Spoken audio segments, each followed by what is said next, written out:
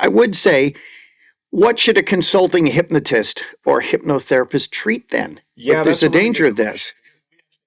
We got this by email from somebody in our community not too long ago, 3 Right. days ago, just wanting to know, is it okay? Am I safe to treat X or Y or Z? Things that are some things that were considered clinically diagnosed conditions. Right. Like depression, we've talked about, is generally around the world considered to be a clinically diagnosed condition, but sometimes clients will say I'm depressed, but they've never actually seen anyone who's diagnosed them. So it's a self-diagnosis, which is not the same thing. It's not a medical diagnosis, yeah. Just terms like stress are considered clinical diagnoses, right? And so, well, can you advertise that you can help people with stress if that's something that is controlled by some governing body? Yeah, some although governing you body can that you're not probably knowing. say, I help people with day-to-day pressures, that kind of Feelings. thing. Yeah. You can't say that feelings are a clinical condition. But I'm saying day-to-day pressures instead of saying Yes. stress, right? Yeah. Specifically. Now, here's the thing. The number one thing is find out what's legal where you are and realize in any given country, you're not going to have the same laws across the country in a lot of cases. What is illegal in Manitoba might be completely legal in Nova Scotia. So you have to really check in your own area. Make sure. Don't say, well, my brother-in-law said it's okay. No. Yeah. Make sure. Find out from the authorities. What can you treat? Because we don't want anybody breaking the law. We don't want anybody doing hypnosis beyond their abilities. And we don't want anybody making a problem worse. Now, laws vary in the same country, but remember the 3 don'ts. Remember the 3 don'ts? Yeah, do not prescribe, not even things like water. We'll come back to this. Right. Do not diagnose. Sounds like you're depressed. And right? do not treat for specific conditions or diseases. Right. And that would be if the person comes in and, as Chris said, they're diagnosed with depression by a psychologist or their doctor, whatever. I can't treat You can't treat them. You can't. Oh, I can treat depression. No, you can't. Not unless you're a psychologist, psychiatrist, doctor, whatever, unless you have those credentials. But you can, as you often say, you can help a person with sadness, overcome sadness. People have told me, oh, I feel depressed or I have depression. I've asked them, is this clinically diagnosed? And more often than not, they say no. Right. Either way, I will say, I cannot help you with depression. That's a clinical diagnosed condition. I can show you how to feel happier. If that's something that interests you, we can continue the conversation. Perfect. That's safe. Get the same result. And you're always going to check with the person's doctor as well. If you have any doubt, like there's things you can help with, like sports performance and, sleeping better, all kinds of positive things you can help with without checking with their doctor. But as soon as you're getting into pain, as soon as you're getting into, dealing with major issues that have been diagnosed, you have to have their permission before you can proceed. But having said that, doctors have a very heavy caseload, and I never had a doctor refuse my help when I offered it. True. And also, I want to mention this, the idea of if you're thinking about how to advertise what you do and you want to be safer, you can generally feel safer talking about the things people want. Not the things they want to step away from and avoid. So what they want, not what they don't want. Well, I don't want to be so depressed. Okay, you're not talking about depression. You're talking about feeling good about yourself, right? Something like that. Or feeling good in I general. want to be fat.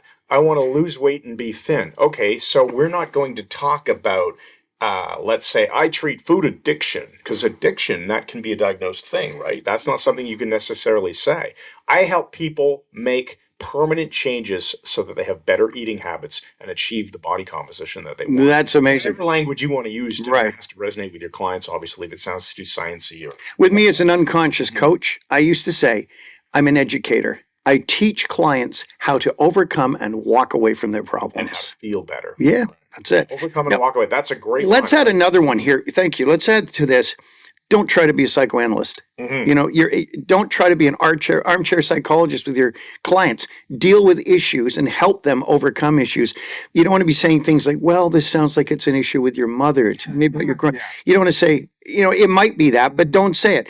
Don't even treat a clinical diagnosis, as we said, without permission. Something like depression, you've got to be sure. When in doubt, bounce them out. Yeah. It's your ecology as well as theirs. Don't claim cures. And your 100%. website, I cure phobias, I cure immune system things. No, in fact, as Jason Lynette puts it so well, we help people. That's what we do. We help people. In our class, we worked with Ellie. I worked with him to help him overcome his allergy to celery. And that was a one session thing. Now, I don't say I cured it.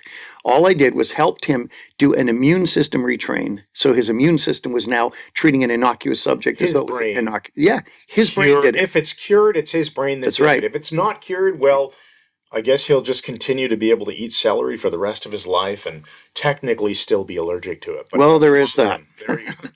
The other thing is about with allergies that you said, and you also said, oh, you wouldn't tell someone they had an issue with their mother. Sounds like you had an issue with your mother. And it reminds me of a woman that I helped overcome an egg allergy. Oh, I remember that case. Yeah, she was on vacation.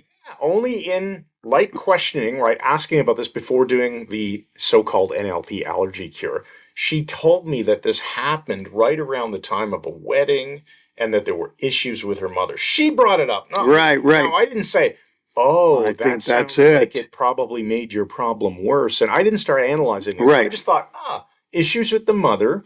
I'm going to just bury this in the back of my mind for a little while, run the protocol, and then as we were finishing, I started offering some simple guided imagery of having her imagine that she was able to have a conversation with her mother and all of the things that needed to be lovingly and carefully said so that each could respect each other's point of view would be done. And that happened. Some tears happened. But I didn't suggest, oh, you have an issue with your mother and that Right. specific things. Just whatever the person thinks, because that's a pretty natural thing to imagine. Oh, I might need to say some stuff. I'm not injecting my views as to what those things are. Right. And that made a huge difference for her.